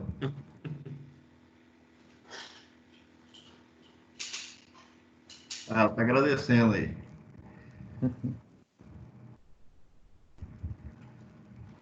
Bom, pessoal, eu colocaria um tema aqui, só para a gente fechar, que é exatamente de como é que vamos dizer assim, as oportunidades de mercado no agronegócio para a engenharia. Né? Como vocês estão aí vivendo esse mercado, vocês conhecem onde é que estão as lacunas, onde estão as oportunidades, o que vocês diriam aí que a gente possa propagar de notícia para o pessoal?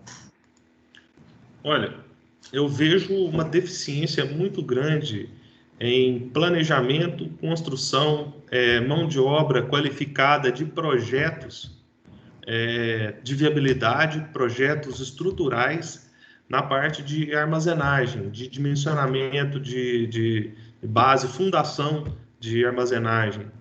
É muito difícil hoje você ter um profissional qualificado para fazer os projetos estruturais, fundação, acompanhamento de obra de armazenagem agrícola. A gente tá muito deficitário nesse segmento. São poucas construtoras e o amadorismo no setor está muito grande.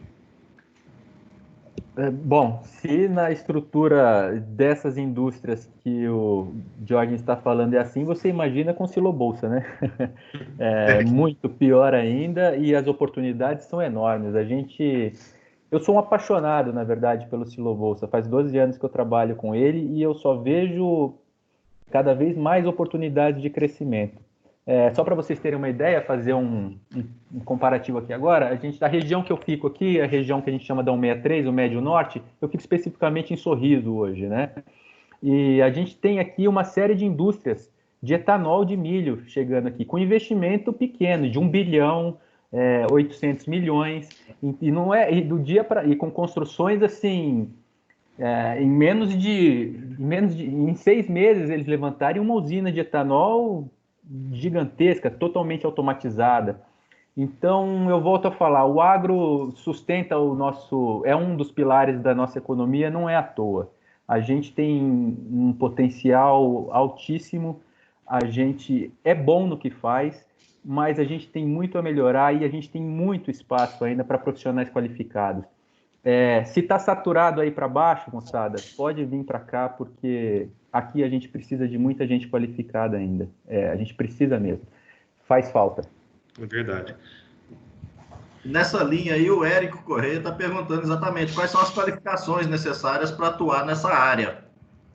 Cara, eu não sei se é deficiência.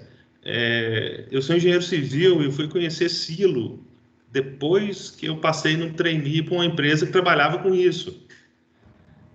Em Minas, por exemplo, eu formei no FMG, a gente nunca teve acesso a esse. Eu vejo que tem algumas universidades no Paraná e no Rio Grande do Sul que focam mais no agronegócio.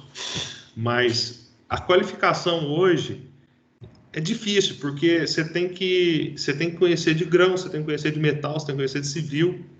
Para engenheiro mecânico, eu vejo muito mercado em montagem de unidades, montagem de secador, montagem de silo.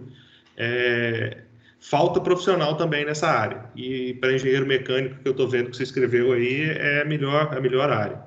E é difícil, porque não tem uma área que você fala, eu vou focar ali que vai me ensinar como é que eu monto um silo, como é que eu monto um secador, porque cada empresa faz um tipo de equipamento. O IETEC, se não me engano, que tinha uma parte lá sobre montagem mecânica, acho que o Ítalo que coordenava o curso desse aí. Então, eu vejo aí que a parte, de fato, a parte mecânica é explícita, né? Sobretudo nos silos metálicos, né? sim. Mas mesmo na parte civil tem bastante coisa. E eu vejo também, talvez no futuro, com a maturação do mercado, a automação também vai ser, certamente, entra pesado nesse muito. É o amadurecimento natural, né? Você tem ali a parte civil, a parte mecânica, e na hora que o mecanismo está bem conceituado, você quer automatizar ele, não tem jeito. É isso aí. É o processo normal de amadurecimento. E o gargalo do nosso setor hoje é o secador. Ainda não inventaram uma automação para secador. Então, estamos precisando de ideias aí. Pois é, e eu vi que ele participou gente aí que é de programas de pós-graduação. Isso é legal, porque a gente vê que tem áreas de pesquisa de soluções de engenharia muito abertas ainda, né? Tem muita coisa para ser criada em termos de inovações tecnológicas para esse mercado. Isso é um aí. mercado magnífico, viu? Um negócio assim de encher os olhos. Região área muito boa mesmo. O Érico já está querendo mudar ou para o Centro-Oeste ou para o Triângulo Mineiro. Ô, Érico, vou te falar assim, meu amigo, é Matopiba, Pará e Nortão do Mato Grosso. Tinha perguntado alguns das qualificações. A gente brinca que tem que ter o couro meio grosso também, sabe? A gente tem que entender que se tem uma carência também de profissionais aqui, é porque a gente não está tão estruturado quanto os grandes centros. Eu sou paulistano, né? Então acho que eu posso falar um pouco sobre isso. A gente não tem toda essa estrutura que a gente tem aí nos centros mais desenvolvidos. Então, uma boa dose de força de vontade é muito bem-vinda, porque não é fácil muitas vezes você estar tão distante, sem tantas opções, opções para o seu dia a dia, né? Mas ainda assim, hoje já evoluiu muito aqui a região toda. Eu acho que o agronegócio fez com que as cidades já crescessem com uma pujança muito boa, com crescimento, ricas, cidades estruturadas. Mas ainda assim a gente tem uma carência de estrutura de tudo, de lazer, cultural, educacional, enfim. Então a gente brinca que tem que ter um pouco do couro grosso também para poder aguentar o batidão. É isso aí. Não vai achar que vai fazer agronegócio e tomar cerveja gourmet. Isso aí. Tem que tomar cristal. É isso aí.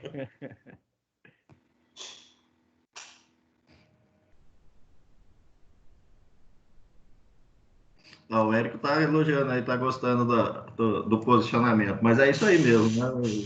O Brasilzão tem muito para investir e é como o Diógenes falou, é pro Nortão, né? De Centro-Oeste para cima. É isso aí. É isso aí. Bom, pessoal, se alguém tiver mais algum questionamento... O Renê, eu estou analisando aqui a imagem que está na tela. Tem aí a questão do sol e tem a questão da neve, né? Sim.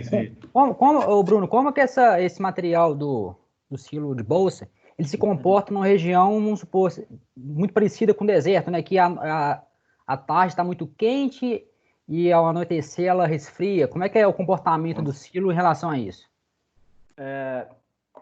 A região que eu estou a gente já tem bem isso também. Essa amplitude térmica é muito grande, realmente. E justamente os aditivos que eu falei lá atrás, químicos colocados, que vão ser responsáveis por essa resistência que esse silobolsa vai ter. Por exemplo, a gente tem a adição de um dióxido de titânio. Ele serve como se fosse um filtro solar, vamos falar assim, o nosso filtro, para evitar esse ressecamento do polietileno, né? É até interessante você falar um pouco disso, porque tem algumas fábricas que falam assim sobre a espessura do silo, mas o polietileno é importante na composição do silobolsa, mas essa homogeneidade e principalmente os aditivos que são colocados, que têm um custo muito mais alto e por isso muitas vezes são colocados em quantidades menores que a necessária, que vão garantir essa resistência, essa durabilidade desse polietileno, né? Na figura da direita que a gente tem a neve é fácil, porque você vai ter pouca amplitude. Aquilo ali vai se conservar mais ou menos dentro do mesmo padrão e até mesmo pensando no produto que está armazenado ali dentro, tem uma conservação muito mais fácil. É muito mais fácil você fazer isso na neve, vamos dizer assim, armazenar assim, do que dentro de umas condições, igual o Jorge falou, lá para o Matopiba, lá para a Bahia, no Luiz Eduardo Magalhães, você pega lá em Palmas, você pega, sei lá, Sinop, são regiões que você tem uma amplitude térmica muito grande. Então, a qualidade desse material é muito importante até para você não ter problemas, não só com o plástico em si, mas com o grão, o produto que está armazenado ali dentro. A gente fala de plástico, polietileno, fala de uma conversa assim meio en passant, fala um negócio meio da boca para fora, mas eu não sei se a gente vai ter engenheiros químicos aqui também, junto com a gente, mas tem uma tecnologia extremamente avançada dentro desse silo-bolsa, com qualidade de material, com qualidade de aditivos, com processo de fabricação. Então, porque a gente tem que entender também que dentro de cada um desses silo-bolsas, imagina um silo-bolsa feito com 3.000 sacas de soja, e cada saca dessa valendo R$70. Imagina, e o cara me faz mais de 100 silo-bolsas desse. Então, imagina o valor que a gente está trabalhando, o dinheiro que a gente está colocando ali dentro, não é brincadeira. Então, tem uma tecnologia muito aprimorada dentro desses silo-bolsas também, dessa qualidade desses materiais. Muito bom. Obrigado aí pelos esclarecimentos. Isso, à vontade, Gisele.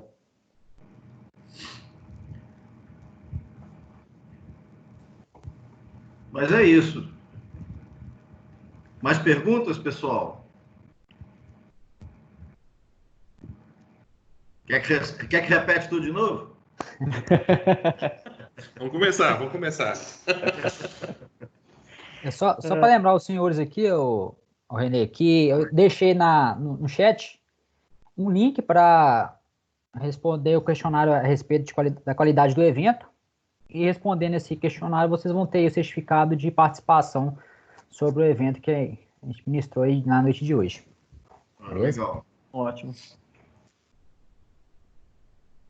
Bom, pessoal, eu me dou por satisfeito aqui, pelo menos para esse primeiro, eu já estou querendo o segundo.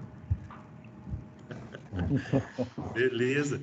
Pessoal, qualquer dúvida aí, no site lá tem o nosso LinkedIn aí, vocês podem mandar qualquer dúvida que vocês tiverem por direct lá, a gente está à disposição aí para responder. Vocês têm como colocar no chat aí o endereço aí O LinkedIn? Eu vou colocar, inclusive, tomar liberdade aqui, colocar não sei se tem problema ou não conversei antes, mas colocar meu contato telefônico aqui, caso alguém queira conversar, também ter algum contato mais direto, se não tiver problema pelos organizadores aí, sem problema nenhum também, já posso colocar. Tranquilo. Ótimo, então. Pode. Também coloco o meu aqui. Então, o agronegócio tem outro negócio, é no interior, longe do Covid. Tem essa vantagem. Olha que o bicho tá pegando aqui também. Tá chegando também. Não tem pra onde fugir não, cara, tá feio. O negócio tá feio.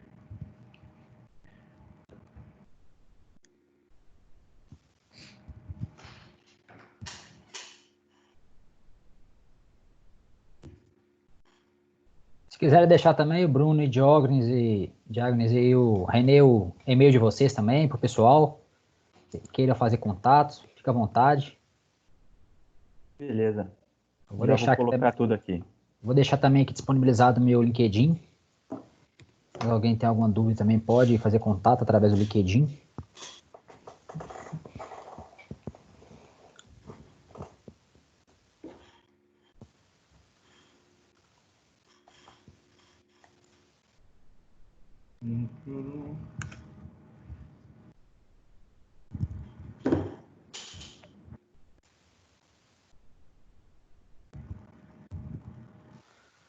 René, eu acho que o pessoal terminou com as perguntas, né? As dúvidas eu acho foram esclarecidas. Então, a partir disso, eu gostaria de agradecer a participação a sua participação, a participação do Bruno, a participação do Diógenes também, em nome da equipe MKB, e eu convido a todos vocês aí que participaram com a gente até esse momento para o próximo evento que vai ocorrer no dia 28, a respeito aí de engenharia de energia eólica. Fique à vontade, o link também do evento também ele está disponível no chat. Esse é outro mercado que vai estar crescendo bastante, né? Isso. E obrigado mesmo a participação de todos. Estamos aí contentes com a presença de todos. Valeu, pessoal. Obrigado pelo convite aí. Nós me senti honrado aí em participar desse evento e pode contar com a gente se vocês precisarem. Bom, também agradeço muito. Para mim, minha primeira experiência nesse formato aqui, achei muito válido. Agradeço pelo convite também, Josiel, e pelas perguntas dos participantes. e também totalmente à disposição para prolongar o assunto com quem quiser conversar aí depois. Muito bom. Eu agradeço também, José. Eu sou suspeito para falar, porque eu sou fã do PMKB há muito tempo. E sempre foi fonte de informação, fonte de ideias. O conteúdo do PMKB sempre foi inspirador. Então, contem comigo, precisando, contem comigo e contem com a Associação de Gerenciamento de Projetos aqui no Mato Grosso do Sul também. Vamos amadurecer essas parcerias e vamos jogar esse agronegócio para cima. Isso aí. Muito obrigado, pessoal. Valeu, pessoal. Boa noite aí. Bom descanso. Boa noite a todos. Vocês também, abraço. Um abraço. Tchau, tchau.